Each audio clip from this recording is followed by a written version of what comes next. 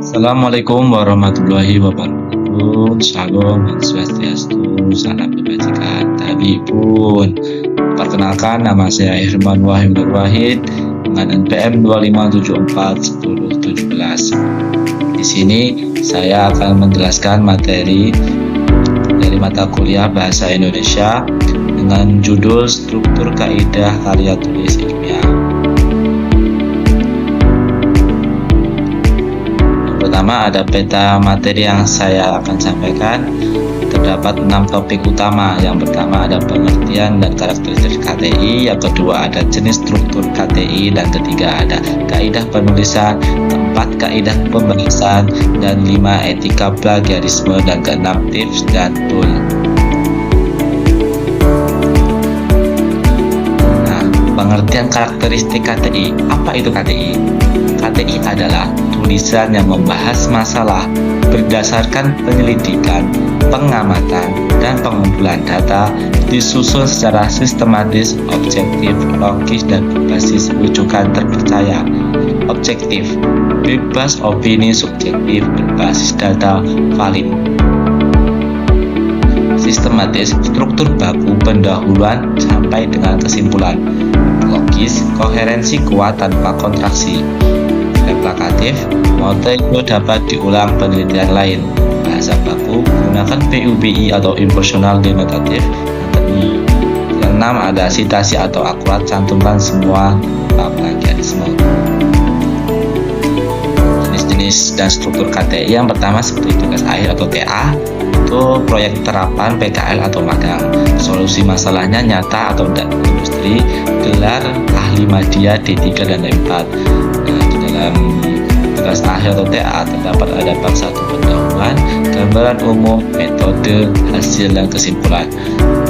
2 ada skripsi, kaidah mendalam plus landasan teori. Penelitian lapangan atau komprehensif.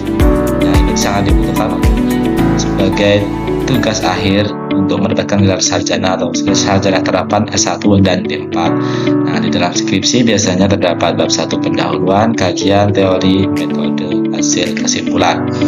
Nah, terakhir ada PUM atau paper makalah, biasanya karya ilmiah resmi terfokus, kajian literatur dan studi kasus, luaran naskah ringkasan publikasi. Biasanya terdapat bab 1 pendahuluan, metode, hasil, dan kesimpulan. Kaidah penulisan format naskah. Di dalam kaidah penulisan format naskah ada ketentuan. Yang pertama seperti ketentuan kertas dengan margin dengan menggunakan kertas A4 dengan ukuran 80 gram dengan kiri 4 cm, kanan 3 cm, dan atas 3 cm dan bawah 3 cm. Jenis huruf yang digunakan bisa menggunakan jenis Times New Roman dengan ukuran 12 atau Arial dengan ukuran 11. Biasanya menggunakan warna hitam italik untuk istilah asing. Paragraf dan spasi. Spasi biasanya menggunakan 1,5 atau 2, rata kiri kanan atau justif. Indentasi awal paragraf 1 cm. Penomoran bab 1 Romawi 111. Subbab Arab 1.1 atau 1.2. Halaman awal Romawi. 3 ada tampilan gambar, nomor urut bab tabel 1.1, judul tabel di atas, judul gambar di bawah sumber.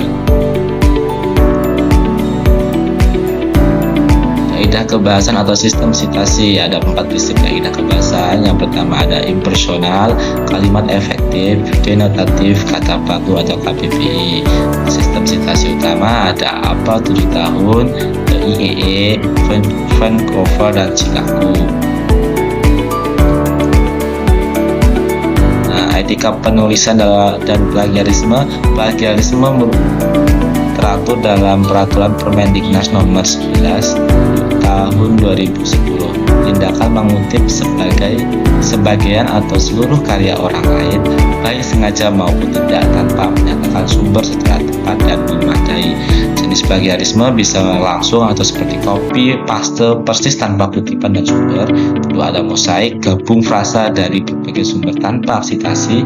Yang ketiga, ada ide, gunakan gagasan orang lain tanpa atribusi.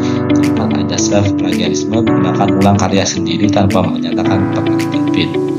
Sanksi plagiarisme ada tingkatan. Nah, pertama ada tingkatan ringan atau teguran tertulis, kedua ada tingkatan sedang ada pembatalan nilai, dan tingkatan yang terberat adalah dropout atau DO. Tips menulis KTI dan STUL. Yang pertama, mulai dari outline.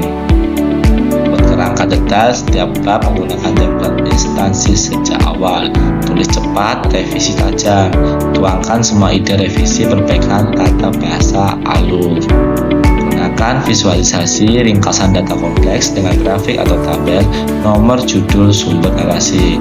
Manajemen referensi, gunakan Mendeley atau Zotero untuk sitasi atau mengecek otomatis dan data pustaka. Jadwalkan menulis, tulis konsisten 1 sampai 2 jam per hari. Teknik Pomodoro, berkup rutin atau ke cloud. Ringkasan pembelajaran terdapat 3 poin. 3 poin kunci. Yang pertama, taat struktur kaidah. Kedua, ada integritas akademik, efisiensi proses, referensi utama.